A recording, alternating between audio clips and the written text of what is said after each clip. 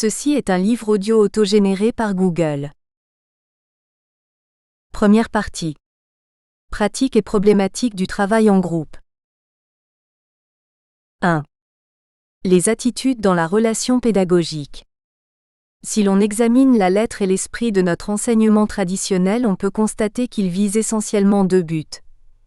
La transmission d'un corpus de connaissances, en quasi constante expansion, et l'apprentissage de méthodes d'exposition, de raisonnement et d'analyse critique de ces connaissances. Ce second but implique certes un dialogue, une discussion, mais ceci s'engage avec le contenu de textes écrits ou d'opinions professées, et non point, sauf exception, entre les personnes même impliquées dans les classes, les cours, les conférences. C'est dire que ce dialogue ne touche point à l'aspect social et affectif concret de la situation pédagogique, qu'il ne met jamais directement en question la relation même entre enseignant et enseigné. À cet égard, l'altération proprement universitaire du sens étymologique de la conférence et de sa fonction initiale de réunion, où l'on discute à plusieurs, est très significative. Le conférencier, le professeur, s'adresse de leur chair à un public d'élèves ou d'étudiants. Il s'agit d'un type de communication sinon à sens unique, du moins étroitement canalisé, où un seul parle et éventuellement suscite quelques questions auxquelles il répondra lui-même, tandis que tous les autres écoutent et parfois s'adressent et répondent au maître sans quasi jamais interagir latéralement. Ce mode opératoire d'enseignement est parfaitement illustré par le modèle écologique traditionnel de nos salles de cours. Il est inscrit en quelque sorte dans les structures et le matériel scolaire. Le professeur isolé, exaucé sur une estrade, libre toutefois de ses mouvements, les élèves alignés sur leurs bancs, eux-mêmes fixés au sol, silencieux, orientés vers le professeur orateur. On conçoit certes la masse d'arguments que l'on peut invoquer pour justifier ces dispositions, et en tout premier lieu les contraintes redoutables des effectifs scolaires et universitaires. Et l'on peut aussi évoquer les procédés spontanément appliqués par maints professeurs, pour tempérer la rigueur de cet ordre et vivifier leur contact avec les élèves et ceux des élèves entre eux. Il n'en reste pas moins que ces efforts restent bridés par les modèles de base que nous venons de souligner, et dont l'accoutumance nous masque souvent le sens. Or, si nous regardons une salle d'études avec ce que je nommerais volontiers l'œil ethnologique, nous ne pouvons l'interpréter que comme un système visant à restreindre étroitement les communications tant au niveau de la perception mutuelle qu'à celui de l'action orale ou posturale de ses membres. Bref, cette structure limite inévitablement la fonction pédagogique, dès lors qu'on conçoit celle-ci comme quelque chose de plus qu'une transmission de connaissances et de méthodes. Dire que la fonction pédagogique pose d'abord un problème d'attitude revient à mettre au premier rang la relation pédagogique elle-même. Qu'en est-il pratiquement dans la plupart des cas ? Il nous faut convenir de deux points. A. Que l'attitude du professeur tend normalement à rendre un caractère sinon autoritaire, du moins fortement directif. B. Que la relation pédagogique, support de la formation scolaire, n'a jamais elle-même fait l'objet d'une formation expérientielle intensive des futurs professeurs, au moins en ce qui concerne l'enseignement secondaire et supérieur. Nous nous proposons ici de développer sobrement ces deux points, d'ailleurs étroitement liés. Par attitude, il faut entendre non point une méthode d'enseignement proprement dite, mais un certain style de relation avec autrui et avec le groupe. En vérité, la structure et la genèse des attitudes sont extrêmement complexes et impliquent le jeu de multiples facteurs, culturels, situationnels et personnels. Culturellement, il n'est pas douteux que la tradition didactique de l'université à tous les niveaux induise à l'adoption d'une attitude directive, lors même qu'elle se prétend critique et éclectique. Elle consiste en effet à dispenser des informations, à présenter des méthodes, à prescrire des normes et à imposer un système plus ou moins rigide de communication, toute opération visant à monter un certain apprentissage que sanctionneront ultérieurement des épreuves de type normatif ou compétitif. Pris dans ce cadre coutumier, imprégné lui-même par ces modèles au cours de son propre passé scolaire, le jeune professeur dispose de peu de marge pour adopter avec sa classe des attitudes moins directives, et de très peu d'expérience préalable pour saisir et maîtriser les processus collectifs au sein desquels il est plongé. Certes, son autorité pourra s'exercer selon différents styles, depuis la stricte autocratie, visant à assujettir entièrement l'élève sans se soucier de ses réactions affectives, jusqu'au paternalisme soucieux de concilier le pouvoir et la bienveillance. Et s'il arrive que l'autorité soit mise en échec par le groupe insurgé ou simplement indocile, Le professeur est souvent conduit à adopter une attitude flottante, oscillant selon les moments entre une démission partielle de son rôle, ce qu'on nomme couramment le laisser-faire, et une soumission pure et simple aux humeurs du groupe, c'est-à-dire un renversement des rôles et des pouvoirs consacrés. Certes, la plupart des alternatives précédentes constituent des cas extrêmes, et l'on peut estimer qu'une majorité de professeurs parvient à établir avec la classe un certain équilibre fonctionnel. Mais il est assez probable, et une enquête sur ce point serait fort instructive, que cet équilibre repose souvent sur des attitudes plus ou moins directives, éventuellement assorties de concessions stratégiques, qui n'exploitent pas toutes les ressources du groupe et ne lui assurent point une cohésion en profondeur intégrant le maître lui-même. Or l'expérience de la dynamique des groupes montre que d'autres attitudes, d'autres styles de relations, ont une grande portée tant fonctionnelle qu'affective, eu égard à la cohésion. Il s'agit de l'attitude coopérative et de l'attitude non directive. Il n'est pas douteux que la première soit revendiquée et pratiquée, au moins partiellement, par un grand nombre de maîtres. On peut toutefois se demander si les principes, structures et modèles qui ont été évoqués plus haut permettent un recours intégral et authentique à la coopération. Celle-ci peut conduire en effet jusqu'à la préparation et à la prise de décisions en groupe, par lesquelles le maître associe sa classe à des choix et des initiatives. Comme il paraît difficile a priori de définir son champ, et qu'elle implique certaines délégations de pouvoir et de responsabilité, elle est souvent perçue comme un périlleux engrenage et une menace pour l'autorité magistrale. Aussi une telle attitude se heurte-t-elle assez rapidement à la résistance psychologique et idéologique de nombreux maîtres, et aux conduites de dépendance manifestées par de nombreux élèves. L'attachement à la liberté de la pensée dont l'importance formellement attestée n'élimine pas pour autant la rigidité de la relation pédagogique. Quant à l'attitude non directive, qui n'a rien à voir avec la démission du laisser-faire.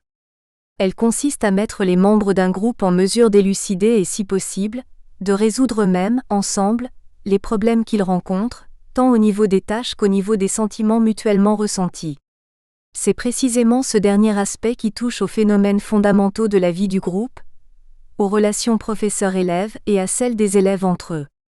Leur importance majeure tient à ce que ce sont souvent les tensions émotionnelles et les distorsions perceptives liées à ces relations qui compromettent le climat et le travail du groupe. Si bien que la coopération elle-même, sous peine de n'être qu'un mot à la mode, est finalement conditionnée par l'effort collectif d'élucidation qui peut seul parvenir à décharger ces tensions et à rectifier maintes illusions ou préjugés respectifs. Cette attitude non directive paraît donc devoir intervenir dès le départ pour dégager ensemble, professeurs compris, certaines attentes et certains projets du groupe, et rechercher ensuite coopérativement les meilleures conditions de travail commun. Mais il importe à cet égard de préciser notre position. Nous ne soutenons en aucune façon que la conduite d'une classe puisse rester constamment non directive. Ce serait poser que le professeur exerce uniquement au sein du groupe classe une fonction de catalyseur. À la limite, cette conception reviendrait soit à réduire les apports du maître tant en contenu qu'en méthode aux demandes spontanées du groupe, en s'interdisant toute proposition et tout conseil, soit même à transformer la classe en champ d'expérience psychosociale. En fait, entre les deux extrémités du directivisme didactique et du non-directivisme systématique, il existe une position non pas médiane mais médiatrice. Elle consiste précisément à allier les fonctions d'information, de contrôle et d'élucidation en les assumant selon les urgences ressenties par le groupe, en facilitant notamment les deux premières fonctions par la dernière toutes les fois qu'un malaise intervient dans les relations maîtres-élèves ou dans celles des élèves entre eux. On a souvent noté qu'un tel malaise apparaît d'emblée sous forme d'une ambivalence des sentiments des jeunes envers l'adulte en général, et ici le professeur. On attend beaucoup de lui, on l'anticipe comme modèle mais en même temps on se défie de son autorité, on guette ses points faibles. De son côté le professeur souhaite répondre à ses attentes mais se sent mis à l'épreuve, et il hésite souvent entre l'attitude de distance et de cordialité, craignant tour à tour de perdre la confiance des jeunes ou son ascendant sur eux. Aussi importera-t-il pour lui-même et pour la classe qu'il explicite ses difficultés et définisse au départ un mode de relation pédagogique concrète, c'est-à-dire quels sont les rôles mutuels où l'on va s'engager dès la première rencontre et le contexte où ils s'inscrivent. Pour toute classe il existe un programme, mais celui-ci peut être abordé sous plusieurs biais et selon plusieurs méthodes. Il appartient par exemple au professeur de proposer aux élèves un plan de travail ouvert, susceptible de susciter chez eux des réactions constructives. Il ne saurait s'agir d'encourager l'arbitraire, mais de saisir les biais sous lesquels un dialogue, une association peut commencer à s'établir entre tous. En outre, il peut être convenu qu'à tout moment, le maître répondra aux questions et aux requêtes qui lui seront présentées en exprimant certaines opinions à leur sujet, puis en recherchant avec la classe les réponses et les solutions les plus pertinentes. On aperçoit ainsi, en pédagogie, la solidarité et l'alternance des deux démarches, l'analyse élucidatrice pour résoudre les problèmes socio-affectifs, et une production organique pour résoudre les problèmes socio-opératoires. Les exposés théoriques et techniques du professeur rentrent directement dans cette démarche puisqu'il détient en principe un capital de connaissances et de méthodes à transmettre. Le point clé est que cet apport soit à la fois désiré et intégré par les élèves. S'il n'en va pas ainsi, apparaît rapidement un état de lassitude ou d'inquiétude, à la limite le refus scolaire ou même le chahut, tous événements dont les sources précises devront être éclaircies pour rétablir les conditions d'un travail efficace. Mais la maîtrise de l'attitude non directive et des fonctions d'élucidation exige évidemment des compétences psychosociales, ce qui nous ramène ainsi au second point de notre propos, celui de la formation des maîtres. Hormis de rares exceptions, on ne saurait s'en remettre à une autodidactie progressive. Nous avons vu en effet combien les modèles universitaires concouraient au maintien d'une attitude directive chez les professeurs, alors que la mise en question de ces modèles par la jeunesse apparaît plus en plus sensible. L'attitude non directive, encore que plus ou moins compatible avec les divers types de personnalités, n'a point un caractère spontané.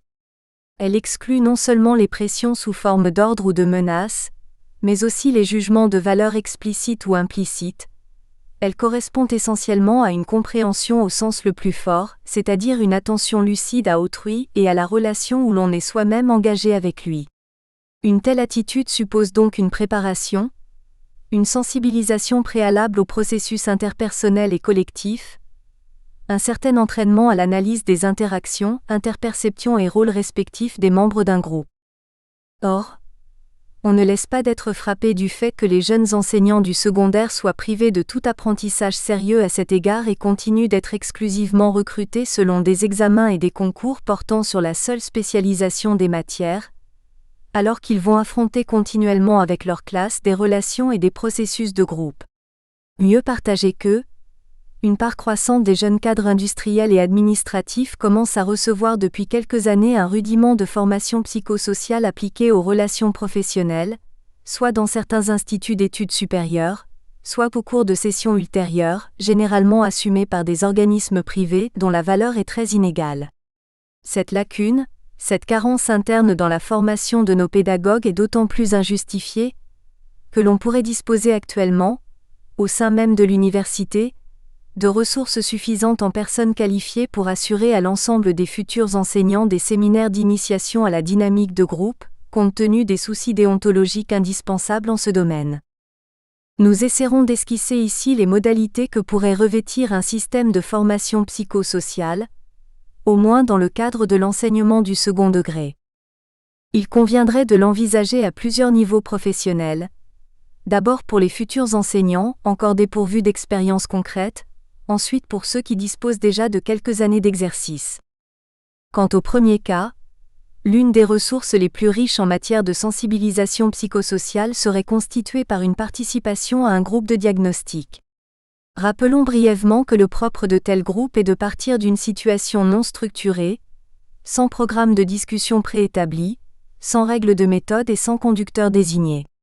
L'objectif proposé par le moniteur est d'expérimenter par soi-même et ensemble les processus qui vont se dérouler au sein de ce groupe, dès l'instant même où ses membres se trouvent réunis. C'est à partir de cette expérience vécue, des résistances et des tensions qu'elle suscite, des ressources qu'elle mobilise, des élucidations qu'elle réclame, que pourra se dégager progressivement au cours du séminaire un certain savoir-sentir individuel et collectif. Les analyses qui seront effectuées porteront non seulement sur les difficultés d'ordre opératoire, concernant les buts, les méthodes, le langage même, qui se présentent dès qu'il s'agit de faire quelque chose ensemble, mais aussi sur les problèmes d'ordre affectif et idéologique qui surgiront au cours des séances. Le rôle du moniteur consiste essentiellement à faciliter la perception et la compréhension des processus psychosociaux, notamment en faisant part de ses observations sur ce qui se passe chez et entre les divers membres du groupe, prise de rôle, attitude, interaction, etc. En invitant ceux-ci à expliciter ce qu'ils ressentent à propos des phases qu'ils traversent, et à rechercher pourquoi ils se conduisent et se perçoivent de telle ou telle façon. Enfin à proposer lui-même certaines interprétations susceptibles d'expliquer ce qui se produit à un moment ou à un niveau quelconque, individuel, interpersonnel, collectif de la vie du groupe. Celui-ci est ainsi entraîné à pratiquer sur le vif une sorte de diagnostic des phénomènes structurels, fonctionnels et émotionnels dont il est le foyer. Comme dans la plupart des séminaires de dynamique de groupe, l'apport des séances de diagnostic devrait être complété et renforcé par deux autres types d'activités. D'une part, certains exposés didactiques fournissant un cadre théorique et conceptuel qui permettent aux sessionnaires de situer et d'organiser les expériences vécues dans le groupe de base. D'autre part, des discussions collectives centrées celles-là sur des thèmes proprement pédagogiques. Rapport maître-élève, adulte-jeune, parents-enfants, administrateur-professeur, impressions ressenties au cours des stages pédagogiques effectués dans des classes, etc. Au cours de ces discussions, les futurs enseignants seraient mêlés à des aînés de leur profession. On aurait ainsi l'occasion de traiter de tels thèmes dans une situation qui reflèterait en quelque mesure la relation pédagogique elle-même par suite de l'inégalité d'expérience des participants. Ainsi les échanges pourraient-ils dépasser aisément le plan des confrontations idéologiques, pour absorber l'analyse de certains conflits d'attitudes directement perceptibles au sein du groupe, ce qui prolongerait en la localisant sur ses objectifs les plus spécifiques l'expérience parallèle des groupes de diagnostic. C'est précisément ce genre de discussion libre consacrée à des échanges d'expériences pédagogiques qui pourrait constituer la base des cycles d'éducation permanents, réunissant cette fois des professeurs en exercice. Dans de tels groupes, les enseignants pourraient tour à tour exposer leurs difficultés personnelles pour en explorer les sources et les solutions possibles, confronter leurs méthodes de travail, et même expérimenter ensemble un certain nombre de procédures originales. Sensibilisés par leur premier séminaire à l'importance des attitudes relationnelles et à leur diagnostic, il leur serait loisible d'analyser chemin faisant les phénomènes psychologiques apparus au cours de leur travail en groupe, en les référant à certaines expériences de la classe. L'effort d'élucidation se poursuivrait alors sur les deux plans, permettant une intégration réciproque des deux types d'expériences, professionnelles et actuelles, intégration que le premier séminaire ne pouvait réaliser pleinement puisque la fonction pédagogique n'avait pas encore été assumée, sauf épisodiquement au cours d'un stage.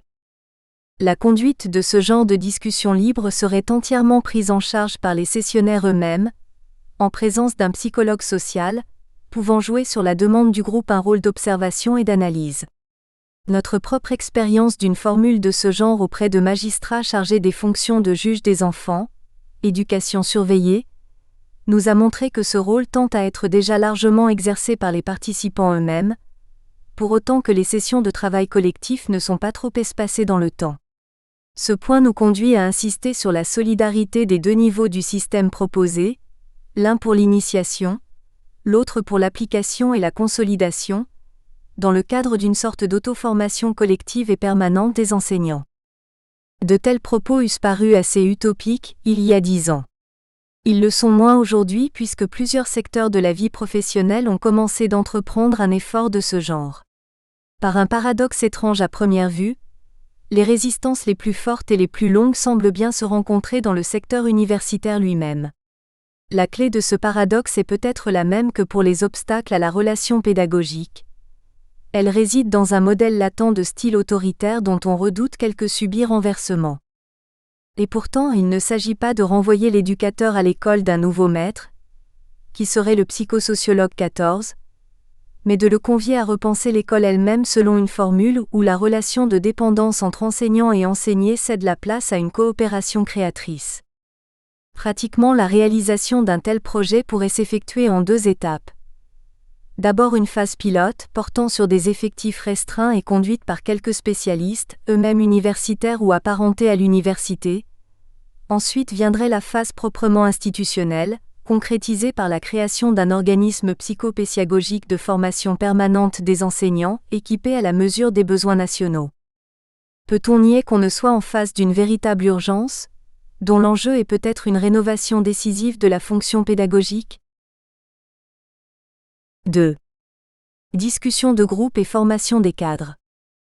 L'importance des liaisons et des communications dans l'entreprise contemporaine s'explique d'abord par des raisons techniques. La division du travail et, parallèlement, la complexité considérable de l'organisation structuro-fonctionnelle imposent un souci constant d'articulation et de synthèse. Le cloisonnement des départements, des services et des bureaux entraînerait à la limite l'anarchie et l'asphyxie, et il apparaît indispensable, tant sur le plan horizontal que vertical, d'instaurer des procédés de consultation et de coordination. En ce sens, le développement des réunions ou conférences de cadres, aux divers niveaux, dans l'industrie et plus récemment dans l'administration, loin d'être une simple mode, répondait à une exigence impérieuse. Mais un autre facteur vient contribuer à ce développement des contacts, qui tient, non plus aux exigences spécifiquement techniques, mais aux formes mêmes de l'évolution socio-culturelle. Nous voulons parler du style des relations interhumaines, et plus précisément de l'évolution des modèles d'autorité 16. Au style autoritaire se substitue graduellement, depuis quelques décades, tant sur le plan familial que professionnel ou civique, un style plus coopératif entre les représentants des différents statuts, phénomène bilatéral qui se traduit aussi bien par la revendication des uns que par le doute ou la mauvaise conscience des autres en face d'une direction purement autoritaire. Il n'est pas douteux que ce double facteur technique et idéologique ait eu pour effet de développer considérablement sur le plan professionnel le recours à des méthodes de travail collectif, dont la réunion, et spécialement la discussion de groupe, est la forme la plus typique en tant que foyer de communication, de consultation et éventuellement de décision. Le propre de la discussion de groupe, c'est que les membres y sont mis explicitement en situation d'interagir et de prendre position sur des problèmes qui sont proposés au groupe, ou par le groupe lui-même. Elle peut donc constituer, dans une perspective dynamique, une ressource importante, dont il convient d'abord de définir le champ en fonction des objectifs poursuivis, ensuite d'acquérir la maîtrise en élaborant des techniques efficaces de conduite. La psychosociologie appliquée aura ici l'avantage de bénéficier des résultats d'un grand nombre de travaux. Depuis une douzaine d'années, en effet, la discussion de groupe a été considérée comme un terrain de recherche privilégié pour l'étude des processus collectifs et interpersonnels, notamment des attitudes, des types de leadership, des normes et des phases d'interaction, des phénomènes de tension et d'intégration. Des psychosociologues américains très divers, Lewin et ses disciples, Bay, Rogers, se sont efforcés de dégager des cadres conceptuels permettant de classer et de relier les processus relationnels. La formalisation théorico-pragmatique qui va être proposée s'en inspire ainsi que des apports décisifs de G. Palmade, confère note supra. Principaux objectifs de la discussion de groupe. En nous attachant plus spécialement au secteur industriel, nous distinguerons 3 objectifs principaux. 1 degré résolution collective d'un problème. 2 degrés exploration des attitudes d'un groupe en face d'un problème. 3 degrés application de divers types de formation. Objectif de résolution. Il s'agit ici de traiter et de résoudre ensemble un problème relativement urgent constituant l'objet de la discussion. Tel est le cas d'un chef réunissant ses adjoints pour prendre avec eux une décision. Bien que cette occurrence apparaisse le plus souvent à des échelons élevés, on peut l'envisager également au niveau d'un service, d'un bureau, d'un atelier ou d'une équipe de travail pour des problèmes locaux bien définis. Les plus notoires sont ceux où il s'agit de vaincre la résistance à l'introduction d'un changement technique et d'obtenir l'accord du groupe de travail sur l'établissement de nouvelles normes. On notera que dans d'autres cas, le groupe peut être seulement invité à émettre un avis, une proposition, la décision exécutoire étant réservée par le chef ou relevant d'une instance supérieure. Tel est le cas des comités consultatifs dans de nombreuses administrations, ou encore celui des discussions réunissant des experts fonctionnels dans le secteur industriel. Objectif d'exploration. Il consiste à dégager l'attitude des membres d'un groupe en face d'un problème. Il s'agit non point d'obtenir à l'issue de la réunion une décision ni même une proposition collective, bien que cela puisse se produire, mais de donner aux membres d'un groupe l'occasion d'expliciter leurs opinions et de les confronter. Ce cas se présente le plus souvent à propos de problèmes ou de projets complexes ou contestés. La situation de discussion permet alors non seulement de faire le point, mais elle incite les gens à exprimer leur position de façon plus riche et plus accusée qu'ils ne le feraient généralement au cours d'entretiens à deux personnes. Ce phénomène d'interstimulation trouve sa forme la plus stylisée dans les séances de brainstorming. On conçoit que cet objectif d'exploration intéresse surtout l'instigateur de la discussion dans la phase préparatoire d'une décision ou d'un problème. À cet égard, il se situe donc chronologiquement avant tout objectif de résolution éventuellement collective. Le trait commun à ces deux objectifs, et qui précisément incite à passer de l'un à l'autre en fonction de la maturation des problèmes, est l'influence même de la situation de discussion sur les attitudes préalables des gens à l'égard de ces problèmes. Déjà la simple confrontation des opinions peut spontanément conduire à l'ajustement des points de vue entre certains membres. Lorsqu'à une seconde étape il est proposé au groupe de participer à l'élaboration d'une décision, les motivations en faveur de cet ajustement sont considérablement renforcées. L'attrait d'une solution collective susceptible d'exprimer les désirs et les ressources essentielles du groupe favorise l'évolution et l'accommodation des points de vue, alors qu'une solution imposée de l'extérieur laisse chacun en proie à ses propres réserves en même temps qu'elle est plus ou moins ressentie par tous comme une aliénation. Objectif de formation. Il ne s'inscrit plus, comme les précédents, dans le cadre même du travail quotidien, mais consiste en un effort spécifique d'entraînement, en vue d'améliorer directement ou indirectement la pratique de ce travail. La formation peut se situer dans différentes perspectives et à différents niveaux. Entraînement des membres d'un groupe selon un programme standardisé. Ces programmes dont les uns sont généraux, les autres spécialisés sont souvent groupés en cycles. Telles sont notamment les diverses adaptations du système de formation américain dénommé TWI, consacrées soit à la maîtriser, soit à divers types de cadres moyens ou même supérieurs. Ici en vérité le groupe n'est plus une fin mais un moyen, un instrument. L'objectif visé consiste en acquisition ou évolution au niveau individuel. On pourrait également procéder par entretien, mais le travail en commun, outre son avantage numérique, a un effet stimulant, le groupe servant de résonateur et de support. Entraînement d'une équipe stable au travail en groupe. Il s'agit ici d'une formation que l'on peut donner au sein de l'entreprise dans tous les secteurs où l'on souhaite promouvoir un style de travail plus coopératif. On vise essentiellement à développer l'échange d'informations, l'ajustement mutuel et la productivité collective, à l'aide de discussions portant sur des domaines d'activité communes ou interdépendantes. Tel est le cas des séances de formation réunissant soit les membres d'une même équipe, soit des chefs d'équipe parallèles, soit des responsables de différents services en contact et parfois en conflit fonctionnel. Selon les cas, le problème ou le thème à discuter peut être proposé par le moniteur ou par un ou plusieurs membres du groupe, mais il n'est qu'un moyen, un prétexte pour la discussion, puisqu'il est entendu au départ qu'il s'agit de formation et non pour le moment d'intervention directe sur les questions ou suspens dans l'entreprise. Initiation au processus de groupe et action sur les attitudes à tous les niveaux. Il s'agit de permettre aux membres d'un groupe temporaire de vivre une expérience intensive de la situation du groupe, pour éprouver notamment les difficultés de communication et d'élaboration des décisions, et pour rechercher les sources et les issues de ces difficultés. Parmi les questions clés auxquelles le groupe sera conduit à répondre, on peut citer les suivantes. Comment s'y prendre pour dégager un but commun et progresser efficacement vers ce but? À quoi tiennent les résistances, les malentendus, les tensions interpersonnelles? Quels sont les différents rôles possibles, compatibles, complémentaires au sein du groupe? Quelles sont mes attitudes envers autrui et celles des autres à mon égard? On vise donc ici à sensibiliser les gens au processus, attitudes, sentiments à tous les niveaux. Collectif, interpersonnel, individuel. Au niveau individuel précisément, la prise de conscience par chacun de ses propres attitudes, en relation avec le rôle qu'il joue dans le groupe et la façon dont il est perçu par les autres peut conduire à une évolution des attitudes. Élucidation et évolution se manifestent dans l'immédiat, par un progrès de la perception et de l'ajustement mutuel, permettant d'améliorer le système des communications dans le groupe.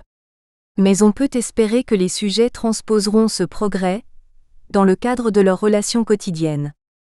On voit que la formation s'attaque ici à un niveau beaucoup plus profond et individualisé que dans les cas précédents. Les modes de conduite de discussion. Quel peut être le rôle joué par l'instigateur de la réunion, à partir du moment où le groupe est invité par lui à l'examen d'un problème plus ou moins déterminé? Il est bien évident que dans la plupart des cas le responsable devra effectuer un travail de préparation, et notamment de récolte et de traitement des informations nécessaires, avant l'ouverture de la discussion. Dans les cas où il préside ou contribue à l'élaboration d'un plan de travail, les résultats de cette préparation seront d'un grand prix. En nous bornant toutefois à la conduite même de la séance de discussion, nous nous efforcerons de dégager les rôles et les attitudes du conducteur selon plusieurs méthodes distinctes. Méthode directive. Le conducteur, après avoir résumé les informations relatives au problème en cause, propose au groupe un plan de discussion. Il règle la marche et le temps du débat en maintenant le groupe dans un cadre bien circonscrit. Il pose des questions, stimule les échanges, fait le bilan des accords et des désaccords, mais en s'abstenant d'émettre des évaluations sur l'opinion des gens et des suggestions pour résoudre le problème. En résumé, nous dirons qu'il assume un rôle de direction et de coordination quant à la procédure, sans intervenir sur le fond. S'il se montrait en effet directif à cet égard, c'est-à-dire s'il imposait quasi autoritairement une solution, proposée par lui-même ou par un des membres du groupe, on quitterait le terrain de la discussion de groupe pour tomber dans une situation apparentée à celle des réunions de transmission d'ordre. Méthode non directive. On sait que le non-directivisme est à la fois une attitude générale et une technique inaugurée par Carl Rogers sur le terrain de l'entretien psychiatrique, mais susceptible d'être partiellement transposée au niveau de la thérapie collective et même de toute discussion de groupe. Dans ce dernier cas, le conducteur s'efforce de refléter ce qui est produit par le groupe au niveau de la tâche et des opinions, mais aussi ce qui se produit dans le groupe au niveau des attitudes et des relations socio-affectives. Le rôle de miroir doit être compris non dans un sens passif et systématique, mais dans un sens de fidélité sélective, c'est-à-dire qu'il convient de dégager ce qui apparaît important du point de vue du groupe, c'est-à-dire non forcément en soi-même ni à son propre avis. De cette façon, il aide le groupe à s'exprimer, à progresser, à évoluer, sans jamais intervenir sur le fond ni imposer de cadre ou de délai. S'il arrive par exemple, que le groupe s'écarte du problème ou du thème qui est à l'ordre du jour, le conducteur n'intervient pas pour recadrer les échanges, mais il s'efforce d'amener le groupe à explorer lui-même les motifs de ses propres méandres, et cela en utilisant exclusivement les apports antérieurs de certains des membres. On voit ici en quoi la méthode non directive s'écarte de certains procédés d'influence. Par son attitude compréhensive, le conducteur vise à mettre le groupe en situation d'élucider et d'interpréter lui-même ses problèmes internes comme ses difficultés en face du problème discuté, notamment ses fuites, sans jamais proposer lui-même d'interprétation. Le cœur de la pensée de Rogers étant peut-être cette thèse que seule une interprétation spontanée est susceptible de vérité et d'efficacité. 18. En résumé, on peut dire que dans cette technique le moniteur joue un rôle de clarificateur, de régulateur et de catalyseur. Technique coopérative. Nous distinguerons ici deux cas, selon que cette conduite est adoptée pendant tout le cours de la discussion, ou que l'aide n'intervient que pour l'élaboration d'un plan de travail. Elle peut donc être intégrale, lorsque le conducteur fait des propositions au groupe à la fois au niveau de la procédure et au niveau du contenu, se réservant aussi d'évaluer les opinions et les suggestions des divers membres. En ce cas, la seule attitude exclue est celle qui s'exprime par des impératifs. On notera que selon cette pratique, le conducteur est à la fois coordinateur et membre du groupe. Son rôle n'est donc pas dénué d'équivoque, comme dans les cas précédents, et si naturel qu'il apparaisse, il comporte maints aléas, par exemple que l'énoncé des opinions du leader membre soit accueilli par les autres membres de façon systématiquement favorable ou défavorable selon leurs affinités spontanées, s'ils ne le connaissaient point avant la réunion, ou selon des mobiles plus complexes s'il est par ailleurs un agent des autorité inégalement appréciée. On aperçoit donc aussitôt qu'une telle technique serait à proscrire pour un objectif de stricte exploration, où il convient d'éliminer toute influence même latente sur l'opinion des gens. Partiel, lorsque le conducteur propose seulement un plan de discussion ou contribue à son élaboration, mais qu'ensuite il se montre soit directif, c'est-à-dire assure essentiellement le respect du plan établi, soit non directif. En ce dernier cas, les risques précédemment exposés disparaissent. Et l'intervention initiale du conducteur aura eu l'avantage de bien circonscrire le problème à traiter. Procédé stratégique. Toute stratégie implique une solution, un but fixé d'avance et l'établissement d'un plan approprié pour l'atteindre, mais il importe de distinguer entre deux types de stratégies. Stratégie maïeutique. Ici le but est d'amener les membres du groupe à découvrir. Nous espérons que vous avez apprécié cet aperçu. Pour continuer à écouter ce livre audio sur Google Play Livres, utilisez le lien dans la description de la vidéo.